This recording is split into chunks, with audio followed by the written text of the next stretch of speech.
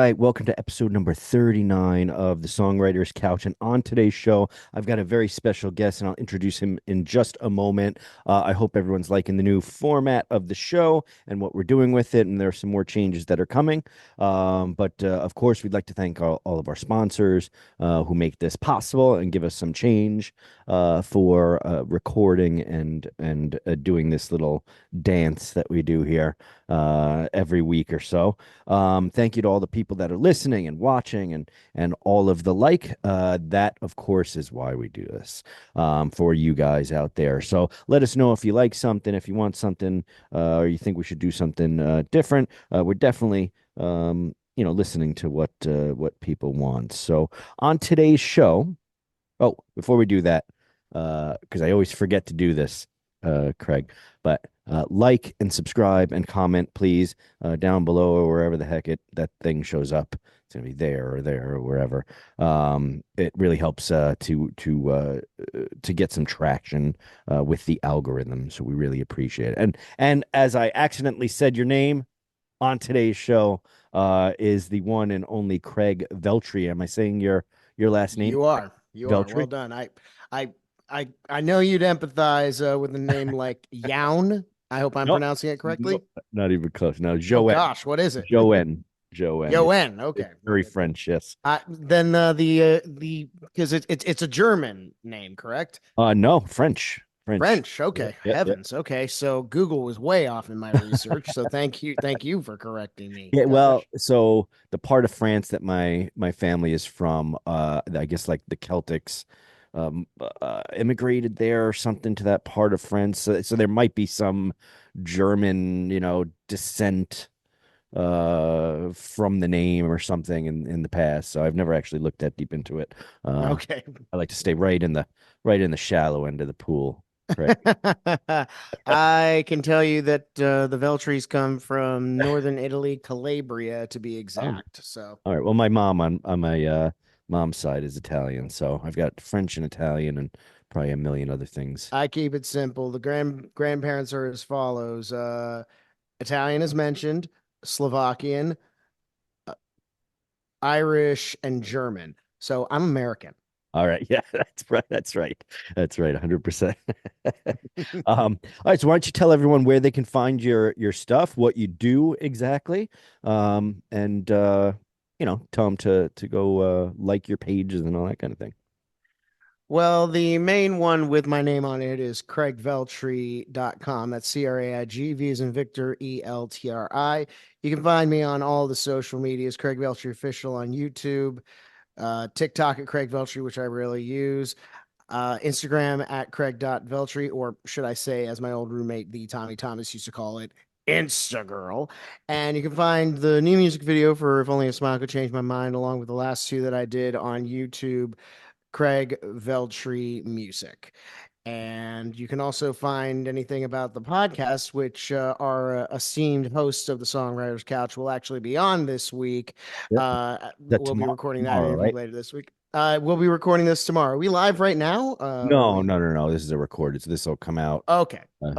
Well, regardless, it's live to your eyes now, ladies and gentlemen. But he will be my guest on the Craig Veltri interview every Thursday night, 6 p.m. Eastern on Scarfire Radio, the best independent radio station to emanate from Pittsburgh, Pennsylvania that I've ever heard of. And it will be streaming live on that particular station Thursdays, 6 p.m. Eastern Standard Time, and available on all streaming on Fridays, Spotify, or wherever you get your podcasts. The Craig Veltri interview. Is it a video podcast as well? It is just audio only.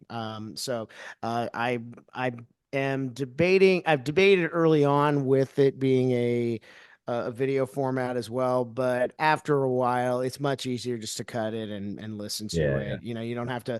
You're not driving in the car and distracted by the video. So right. Excellent. All right. Well, welcome to the show, man. I appreciate good to be here. it. Thanks for having me. We don't know each other well enough, so this next segment that's about to come up is going to be fun for me. I think I'll have a bit of a challenge ahead of me. So okay, that next segment is Two Truths and a Lie, and we'll cut in a little bit of a song and dance right here.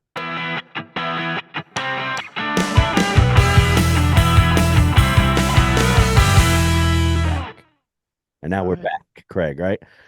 So the magic of post-production. um, usually what I do is I have people say, three things. Now, do you have three things, I one have of three which things. being a lie that you could you could throw at me Eh, and see if I can pick among the one. many great lines from the movie Scarface, I always tell the truth, even when I'm lying. But So let's hear statement it. number one, I used to be a professional wrestling announcer. Oh, Statement number two, I have I'll say before you even go on to the next one, you look like one now with the mic hanging over you like that too, with the string in coming. this corner, That's yes. We'll talk about equipment if it is in fact the truth. But the second one, I have four autographs from sports Hall of Famers in my collection. And lastly, a member of the Charlie Daniels band was in my band when I lived in Nashville, Tennessee. hmm. All of those sound sort of plausible. All right, so we've got wrestling announcer, we've got Nashville band, and then we've got who's the second one? I already forgot the second one, Craig. The second one is that I had Oh, four four. That's right. autographs. Autographs from Hall of Famers. What sport? Are they all different sports? They're all different sports. The connector is that they're all Pittsburgh legends. So Gotcha. All right. I'm gonna go with that one because that one's an easy one to fool me on. And I think that would be because you could just say that and have no background on it or any kind of like tomfoolery going on. That's great. you would be correct. I only had three. Oh, Only because the three in question, Bill Mazeroski, the legendary infielder for the Pirates who hit the walk-off home run in the 1960 World Series to clinch it for the Pittsburgh Pirates. hmm. Jerome Bettis, the most recent one who got in the Hall of Fame was Jim Leland, the Hall of Fame manager for the Pirates, for the Marlins and the Tigers. I do have a fourth one. It should be four, but that's only because Hines Ward has not been inducted into the Pro Football Hall of Ah, Fame. all right, all right, all right. Well, I'm not much of a sports person. You're originally from Pittsburgh? Is that why? Or I am originally from Pittsburgh. I reside, I count myself a resident right now.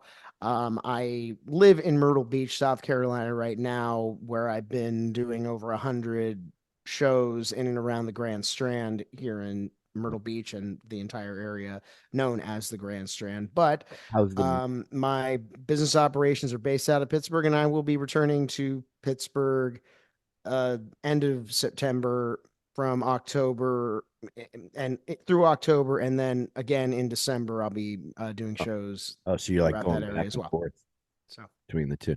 So what's the music scene like kind of in South Carolina there? I don't know. I haven't been to a lot of that area there. I mean, is it a big music scene or is it kind of well, they did have the huge Carolina Country Festival that was headlined by Carrie Underwood, Morgan Wallen, Parker McCollum, and Old Dominion hmm, were the big headliners, and it attracted about 30,000 people. It took over the boardwalk. It messed up traffic for a weekend. So Myrtle Beach is a tourist area. It's a town of about that many people who went to the Myrtle Beach, the Carolina Country Festival. That is about the population year round right? for Myrtle Beach proper, anyways. So it's a small town. It's very touristy. Most of the acts that you're going to see are either tribute, cover, or established legacy. The Beach Boys were in town recently with John Stamos as a feature act. So that'll give you an idea of what the local music scene is in Myrtle Beach. I understand that if you go up north towards Wilmington, that's a college town. It has a very rich music history in its own right. You go south into Charleston, go into Columbia, again, college Yeah, yeah. atmospheres and stuff like that. So you do get much more of a local culture from those three locations, and Charlotte isn't too far, Raleigh isn't too far, but Myrtle, you come down here for to relax, and you come down here to hear stuff that's familiar. So my set list, even though I roll my eyes and say words like "you basic" to anybody that says "brown eyed girl" requests, Right. I do the motions. I play in the hits, and I've made a really, really, really good living down here. Not to brag, Yeah. but I've done okay this summer. That's excellent. That's excellent. Yeah, and sometimes you have to kind of do that. You have to play the play to what is wanted to be listened to, right? So Oh yeah, sometimes it takes a while to, even with, great original music, to get people to kind of get on board with it. People are hesitant to sometimes listen to new original music without already knowing it. Like it takes for sure. some familiarity, I guess, with it before they're okay with I mean that's why a lot of people, you know, really do respond to bigger platforms, bigger personalities, giving the recommendation, and why people do seek that out. Because truthfully, you see an empty bar, you're not going to go into the empty bar. You're going to see the crowded bar, you're going to go into the crowded bar. So, it's just a matter of people don't want to be the first one to do anything. it. So. Yeah, that's true. And so do you mix in your original material with the covers, I'm assuming, that you're When I doing? feel like it, and if the crowd seems pretty into it, Receptive. and sometimes when they don't. So I mean, I'm in the planning stages of my next record, to be called "Sound Like Me," and I like to workshop my songs. I like to see if it'll fit in with certain stuff, and to see if people will applaud to it or not along to it, or just react in any way, shape, or forms, because I've always kind of taken the comics approach to my songwriting. If you I As you're probably figuring out, I'm not funny on command. I am not a stand-up in any way, but most of my writing heroes and a lot of my philosophical heroes are stand-up comedians. And the way that they do, and many people I know who are doing the thing in my immediate circle, they go to every open mic they possibly can. They go to every set that has comedians as they possibly can, and they just grind through that material, and they work on this inflection, and they work on this inflection. So for me, anytime that I bring a song up to a microphone, I am putting it up for either salvation or execution, basically. Right, right. So, I really do enjoy getting that honest feedback, and it can be in Myrtle Beach, it can be in Nashville, it can be in Pittsburgh. I've found a lot of places where people are receptive to, as we were alluding to, that are receptive to original music, and they they root for you, but mostly they just root to hear for good music. So Yeah. that's where I long to play, and that's where I always try to make whatever stage I'm making that night a place for. One of my favorite things to do is mix in, because we have a few songs that I've written recently, and we do bars and stuff too. So we'll do cover sets, 3 hour sets with a lot of covers in there, and Oh yeah. I always enjoy throwing in a couple of our catchier original tunes into sets like that, and seeing if I can almost convince the crowd that they've heard this song before, even though they might not have heard it before. Like I'll throw in, we have a song called oh man, I think it's called Beale Street or Memphis. I forget what I actually named it, because we used to call it Memphis all the time. It might be called Memphis. Yes, it's titled Memphis. But the chorus is very catchy. And after the first time we do the chorus, when we get into the second chorus, I always see people singing along to it, which is funny because it's the first time they've ever heard the song. Are So I you know from? are you from Memphis or is Oh that no, I'm from Queens originally, but we did oh a right, yeah. actually, as a matter of fact, the poster behind me there, that guy, Original Sins tour, we did a tour and we ended up on the last leg of it. I ended up doing a set actually at Sun what's the name of that? Sun Studios, Sun Studio, yeah. Memphis. And I was, hanging out on Beale Street and stuff. And so I wrote a song about Beale Street and Memphis and all that stuff. So I'm playing what Tin about Roof on November oh, 9th, are you? actually. So Nice. yeah, I love Memphis. I've actually spoken to several people who have recorded out. One person in particular, actually, on my podcast. Josh Christina is his name. Great songwriter out of Baltimore, who is basically single-handedly keeping Jerry Lee Lewis, Elton John inspired piano alive. He is Right on. incredible. I really highly recommend you and your listeners check him out. He's a lot of fun. But he got a chance to record at Sam Phillips recording studio out in Memphis, Tennessee. He's been in around Nashville, been around the world really. But as for me, I've been always been a huge fan of that old time rock and roll, and Sun Records has its reputation, of course. And I went last year. I did 14 states, and playing in I played a little place outside of Memphis, and I got a chance to just I toured four different museums within that one day. The Civil Rights Museum at the Lorraine Motel, the place where Martin Luther King Yep. got assassinated. Graceland, Sun I didn't Records. actually do the tour of Graceland. I kind of like went to the outside of it, you know what I mean? Looked in. I was like, am I gonna pay to go in there? Like It it's a was house. worth it just to see how simply Elvis actually lived. I mean, it was a banker. It literally was the heiress to a businessman's house. Yeah. Her first name was Grace, hence Grace's Land. Right. It was really cool just to walk around. I know the women in my family would have had some notes about the interior design on a few of the rooms, but it was around uh Christmas, so they had the tree up and everything. Oh, nice. So it was really lovely to see what life in the Presley home would have been like around that time. And it was very warm and it was very inviting. It was very southern. They still have horses running around the property. It's a big piece of land. Yeah, yeah. I say it's worth it to take a walk around the house. And the other place that I visited was Stax Records. Not You know, sure. for a music nerd and just a history nerd as well. I mean it's a lot of fun. So next time I'm going there, Blues Hall of Fame. You better Oh, believe there it. you go. Right on. Yeah, I didn't get a chance to go there either, but I was like in Nashville the day before. I only had that day in Memphis. So Mm. but yeah, it was fun. So I wrote a song about it. But that song always seems to get people like, oh, I know that song. Who did that? And it's fun to like be like, oh, it's me. It was us.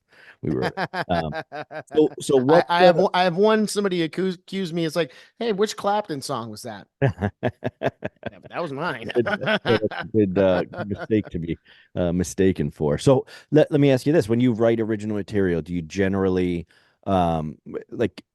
I find that songwriters are in a few different groups. Either they start with an idea, like lyrically, right? So they have a story idea, and then they go into it purposefully going, attempting to write this song based on this story, or they which is kind of what I do typically. I'll start with a riff or a some sort of chord progression that's catchy, or I'll have like a little melody thing going on in my head that I'll write something to, and then I start fleshing out words, or I might even have semi-written words that then I'll kind of force Right. and edit to work with the song. How do you like typically approach songwriting? Well, I'll say that I've done all of the things that you have laid out there. The way that I often phrase this question on my podcast, excuse me, is if are you more of a writer or are you more of a waiter? Meaning, do you wait for the inspiration to happen? Mm. Now, for me, most of the songs that I have worked on in my time, it is definitely the inspiration blindsides me. In fact, I was talking about this with a friend of mine earlier today that I write songs the way a Broadway musical character sings their songs. Are you into Broadway musicals at all? I've done a bunch of musicals You've done a bunch of in my musicals. past. So yeah. So I What did name one that you've done? so I done Once Upon a Mattress. I was the Joker in that. Uh Okay. um what else? I didn't do too many music. I forget what other ones. I All right. think Let's zero on a Once Upon a Mattress, for example. When the princess is first introduced and she does her first big number, Shy. yeah. She's she's acknowledging that everybody is nervous in the room about her presence, and she's trying to draw them at ease. The emotion of that scene, comedic gold, by the way, especially when done by Carol Burnett, is it's the emotion of that scene and the emotion of that moment has built up, so this in this case nervousness has built up so that the character has to express it in that way. I'm very much the same way.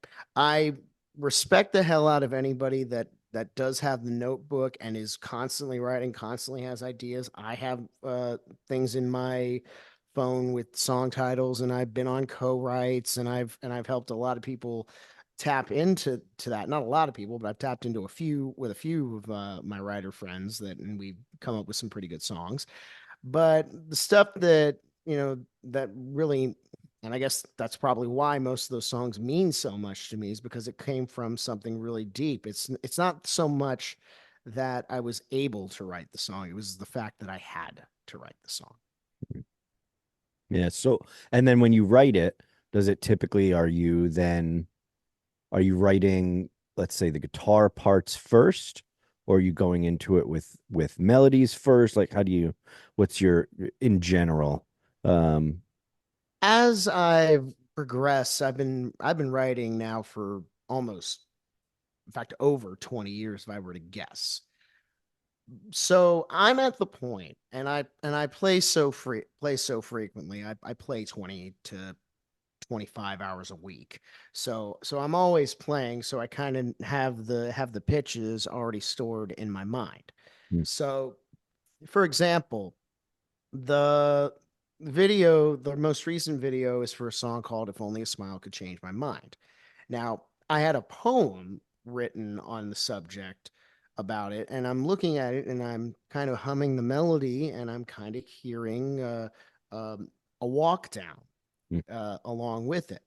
And it sounded familiar, but at the moment I was writing this song, I was working in a warehouse, mm. not anywhere near, not even a music warehouse. There weren't like guitars all over the place. I could have just been like do do do do do do do do do do do do. Yeah. No, I wound up, just having it in my head, singing this thing to myself, and going home that night, and sure enough, it was right on. It was the song, and it just kind of Mm, poured out the hands. So point is, I really don't even need a guitar anymore to do it. I can kind of just hear it. And once I am back towards a guitar, or if a guitar is in my hand, I'm like, okay. It's been a while since I've just kind of noodled, and then all of a sudden this riff sounds cool and let's sing over it. But I I'm open to any suggestions, but the ones that have been most present and most recently effective are just, I think of it, I write it. mm. That's interesting. So where did your because it sounds like you're also you enjoy musical theater. What did my camera just go out? You can still hear me, right? I can still hear you. What is There going? you are. I don't know what the hell just happened there.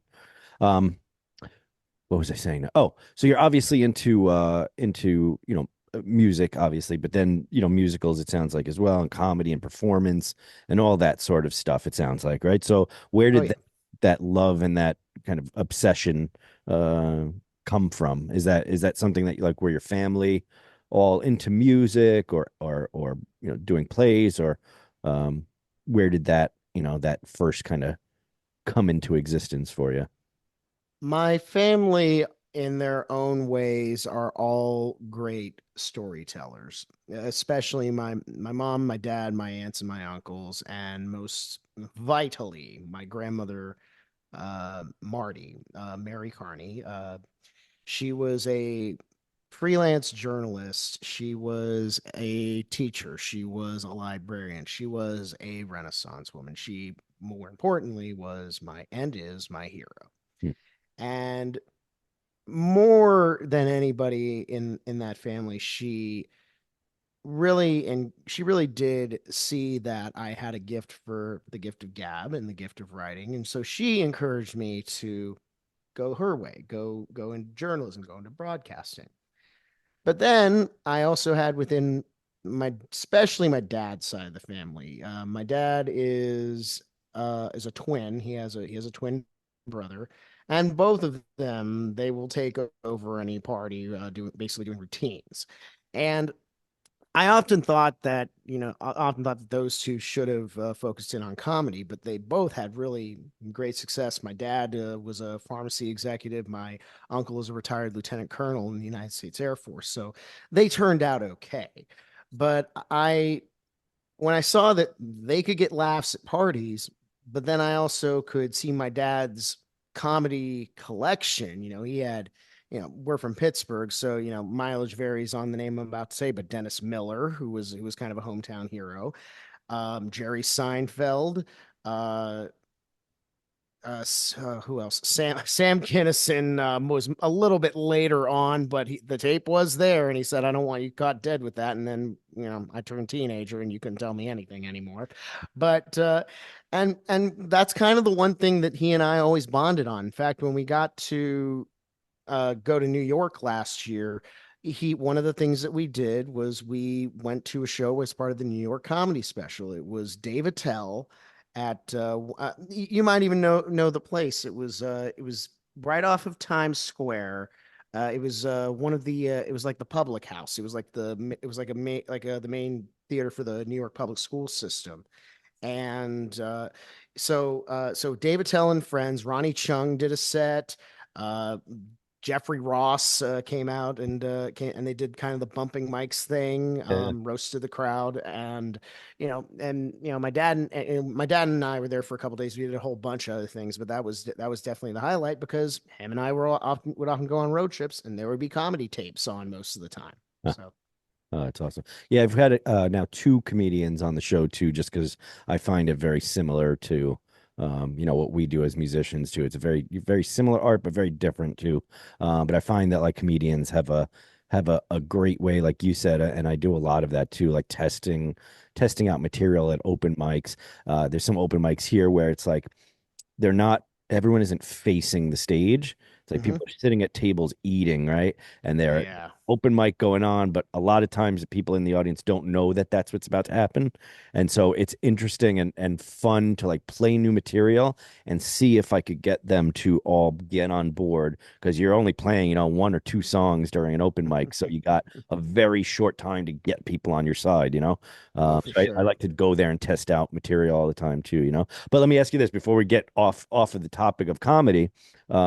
And I didn't ask this during the Two Truths and a Lie, but apparently the part about you being an announcer for wrestling was Bro, true, right? So that is very true.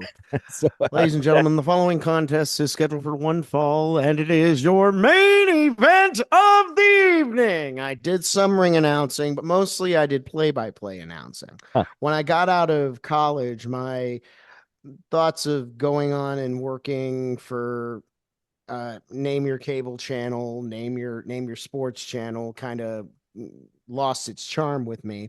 So I figured that if I was gonna eventually get to that upper level, I was going to do something that I enjoy, and I've been a wrestling fan all most of my life, and I got an opportunity through a friend in high school who had started his own indie fed, Manny Mack. He's actually been on the Craig Veltri interview, and I started with him, and for about 4.5 years, I did several wrestling shows across North Carolina. I called matches with the likes of Matt Hardy, Tommy Dreamer, the Young Bucks before they wound up starting AEW.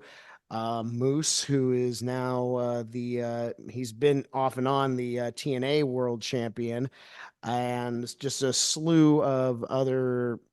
greats. Mickey James. I actually did a concert. I opened for her when PWX brought her into a show in Charlotte once. She has a country career, so that was really cool to, warm up the stage Yeah, for yeah. a future Hall of Famer. And it was a fun time, but it was also at the time that I was starting to do music full time. And what was happening was is that you would get a triple shot weekend, especially with PWX, the company that I was with, and many thanks to Brian Kanabrowski and Patrick Price for putting up with my nonsense. And there was some nonsense going with at me at the time, but mostly it was just the fact that I was kind of going through some growing pains, and that was music. Mm. And what was happening was is that I was getting 3 gigs the same weekends. Now the gigs were going to pay minimum $100 per Yeah. show. That's what I was making in a whole weekend with Huh. PWX, doing much more work, doing much more interviews, and not making a lot of money. So the choice was easy. So and but it was I really have had it was a great time in my life. It was a lot of fun, and it was such a pivotal time on the independent circuit Mm. as far as professional wrestling is concerned. I mean, this was kind of the rise of Japanese wrestling in the American zeitgeist. Ring of Honor was basically showcasing some of the next big superstars. Kevin Steen, who went on to become Kevin Owens, who also I got to call some of his matches. El Generico, who went on to become Sami Zayn. Um, the just a plethora of several great wrestlers, and just that style of wrestling that was this very fast, this very acrobatic, this very hard hitting, strong style is what they called it. And what you saw 10 years ago in a ROH ring and a Premier Wrestling Experience ring, you're seeing that now on WWE programming now. And I was front row and center just seeing the future of wrestling back then. And it was a lot of great memories. I called some really great Absolutely. matches. Some would say I wasn't that great at calling wrestling matches, and it was a great time of discovery, and I still have a lot of friends from that time. All right, so let's get on to now to your material. So you mentioned one of your songs. Say the title of it again. If only a smile could change my mind. There you go. So, and I'm assuming it's on all the same streaming platforms across everything. Spotify. I always hate to say Spotify just because they don't pay as well as all the other ones. So Yeah, none of them do. Apple Uh, Music yeah, or whatever. But which is why we should probably also promote your Venmo page, and I will do so right now. Craig Veltri. there you go. Excellent. Get paid. Get that bag, as they Make it say. rain. Make it So rain on this Zoom call. what? Where did the inspiration for that song come from? To understand If Only a Smile Could Change My Mind, you must know about the record that it came off of. It is a full length acoustic bluegrass country concept record called Letters to the Defendant. Hmm. I will let you guess what the concept of said record is, Patrick. Um, so the song itself, it comes at a point in the overall story, which is the story of the downfall of my marriage, thanks to my own insecurities and alcoholism. I'm at the point in the story where I found new love, and I'm faced with new love, and I'm saying to this beautiful smile that, yeah, I feel the same, but no, I'm I basically have renounce renounce the idea of ever getting married again after what I went through. I'm not sure monogamy works for a guy like me, and I have this dream. I have this thing that, I'm is always going to be ahead of anybody. So, soon you'll just want to win, not merely to contend. My life is going to be a problem for you at some point. Hmm. So, it's probably best that, here, I end the song, take the song, feel my love. This is the best you're going to get from me. I love you. but no, it ain't happening. So Right on. So let's because we're coming up on the end of our time here, Craig, yeah. shortly. So why don't we give one more bit of a nugget of of inspiration or knowledge to the people that are watching. And I kind of asked this of all the songwriters. If you were and I phrase it a little differently every time, and you can choose how you want to, I guess, answer it. If you were to give one piece of advice, maybe to you, either yourself earlier on in your songwriting slash music career, or if you were to just give a piece of advice to someone just starting out, either playing live or recording music or writing, what would you say? At least something would be that you could offer up there. I can give you, I've gotten a lot over the years. And I can probably piece it out in I couldn't possibly give you one, so I'll briefly give you three. Um, the first one is write every day. And this could include revisions, but just make sure that that muscle, like anything on your body, if you are not active with that muscle, it is going to weaken. And this is a skill, this is a habit, this is a muscle. So make sure that you are always keeping up with your writing, keeping up with your playing, because if you really want this to work, you got to work at it. Which brings me to number two, and this is advice that I got from uh, an industry insider, one of the first ones that I really spoke to when I started out. Leave enough of yourself out of it, of your songs, so that somebody else can see into it.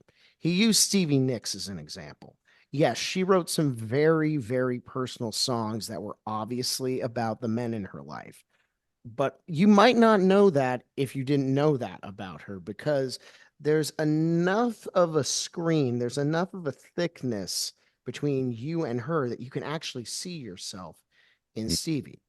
And third, and most importantly, and it has been a phrase that I scoffed at when I was a younger man, and now that I'm 2 years sober, I have to keep it at the front of my head, one day at a time. Gotcha. Excellent.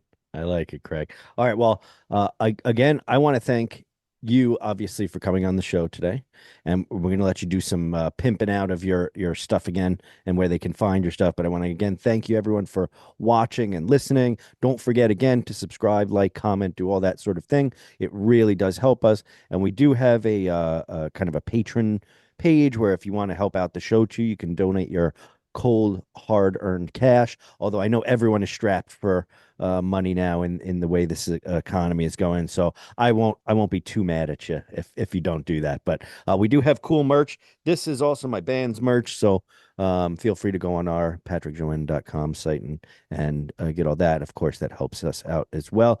And Craig, again, thank you for being on the show. It was really fun talking to you. Tell the people out there one more time where they can find everything that is Craig. CraigVeltri.com has all of the dates. I will be wrapping it up down here in Myrtle Beach, South Carolina in the month of September, but you can still see me with dates in Pittsburgh and Western Pennsylvania, Memphis, Tennessee, New Orleans, Louisiana. I am planning on coming to East Texas. Dates are coming soon for that one. Southern California, and back to Memphis, to Myrtle Beach, South Carolina in 2025. If you wish to book me, CraigVeltriOfficial@gmail.com. You can also find the Craig Veltri interview, my podcast, which Patrick, again, your last name is, sorry. Joanne, yep. Joanne, Patrick Joanne, your beloved host of the Songwriters Couch, will be on this week's episode of the Craig Veltri interview on Scarfire Radio at scarfireradio.net, 6:30 p.m. Eastern Time, and available on all the streaming sites, on Spotify, on wherever you get your podcasts on Friday. You can find the new album, Letters to the Defendant, on all the streaming sites as well. The music videos for Miss Me and the aforementioned If Only a Smile Could Change My Mind are available on my YouTube page, youtube.com/Craig Veltri Music. And I think that's about it. And if I've forgotten anything, let me know on all my other social media, Craig Veltri on Facebook and such. With that, I'll pass. We'll post all the links to there for anyone that's listening that didn't have time to write it down. They're in their car or they're wherever. Which, speaking of, we were talking a little bit about the video podcast. I do listen to podcasts on YouTube, even though I'm not watching the video. So that's something for you too, Craig. I do Um, too, but sometimes you just forget, and it's like, good God, how many furrows are in Joe Rogan's head? Oh my God. But Craig, thank you so much for being on the show, man. I really appreciate it. And I'll thank you. You're an acquaintance of Danny Felt, right? So I'll have to thank her for getting you on the show. And I guess I believe we will be talking again tomorrow. So I look forward We to it. will. But thank you everyone for Likewise, man, and if you haven't already, folks, check out the music saved me on oh, YouTube as well for this kind gentleman. So I'm so terrible at like getting my own stuff out there too. When I do this show, glad to be of I service. hardly mention. Like today, I had to change my hoodie or whatever, so I was like, "Oh, maybe I'll wear one of my own merch finally on the show and try and get people to buy it." So, but no, I appreciated Craig for being on the show, and thank you everyone for watching. See you guys on the next one.